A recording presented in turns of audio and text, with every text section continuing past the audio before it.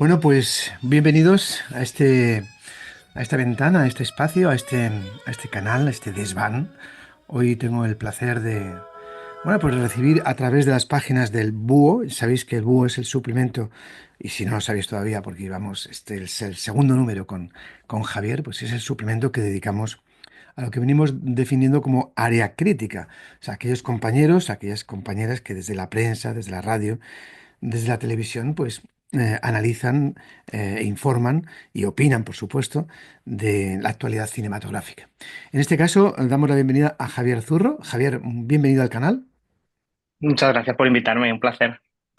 Él lleva a cabo su tarea en, bueno, entre varias, la más principal es en el diario.es, ¿no?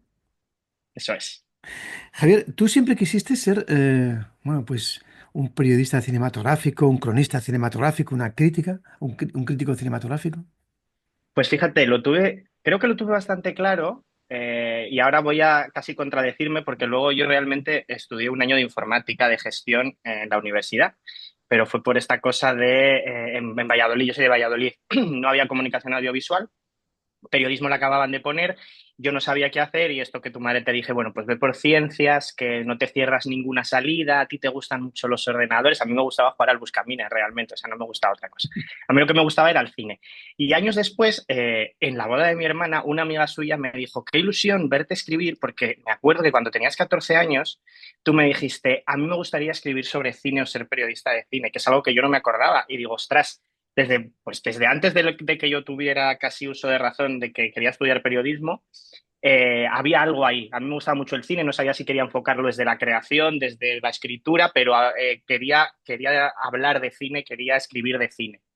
Y eso me llevó muy pronto, aparte de, pues, estando en Valladolid, pues, visitar la Seminci constantemente, la cátedra de cine.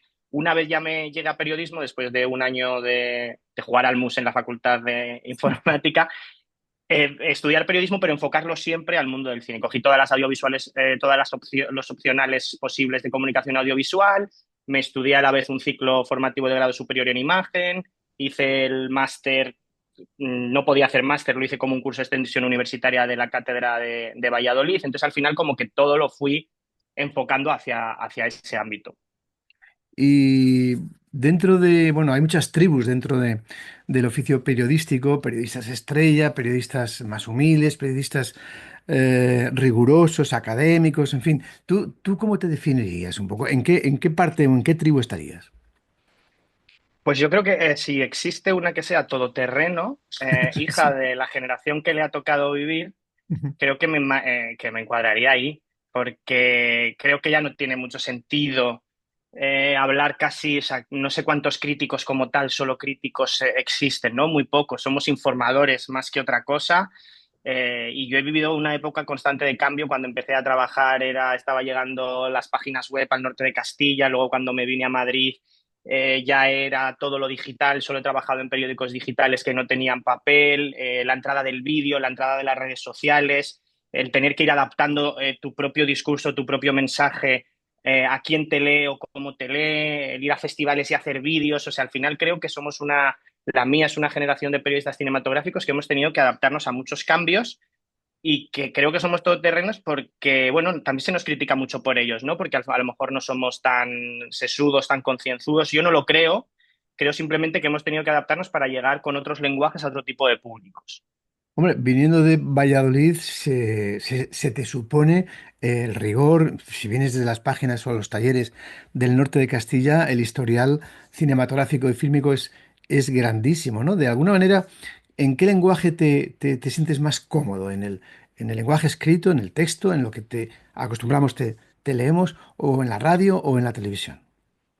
A el que más me gusta es el escrito porque es en el que yo siempre me he desarrollado y por el que creo que tienes también, que es una cosa buena de los periódicos digitales, que es que tienes espacio.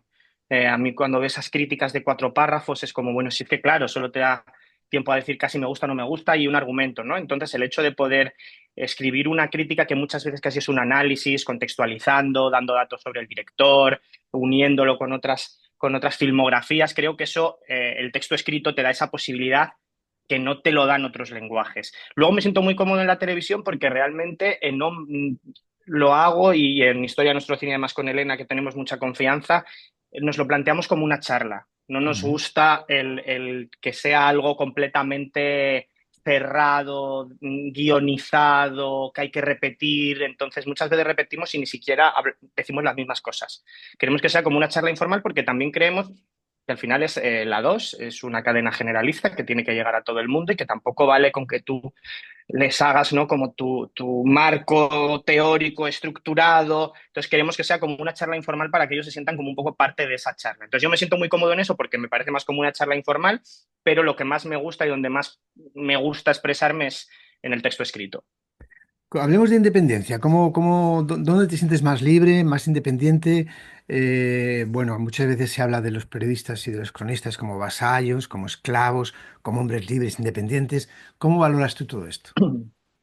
Pues mira, yo he tenido mucha suerte en general, porque siempre se me ha dado bastante manga ancha para escribir, pero es verdad que especialmente en el diario.es es un periódico en el que esa libertad editorial, se cuida muchísimo. Se cuida muchísimo eso y se cuida muchísimo, que es algo que yo me había desacostumbrado. No voy a hablar mal de otros periódicos en los que he estado, pero por ejemplo se cuida mucho el que todo esté bien, se leen tus textos. Si hay un texto que tiene algún tipo, es más polémico por lo que sea, se lo leen los abogados, se lo lee un jefe, te dicen si aquí has introducido opinión, quizás habría que quitarlo. Es decir, hay un cuidado en el texto que se agradece muchísimo y sí que hay una libertad editorial muy grande, es decir, no hay un miedo a que tú vayas a hablar mal de una película y alguien no vaya a poner publicidad, eso no existe. A mí nunca nadie me ha dicho nada sobre eso.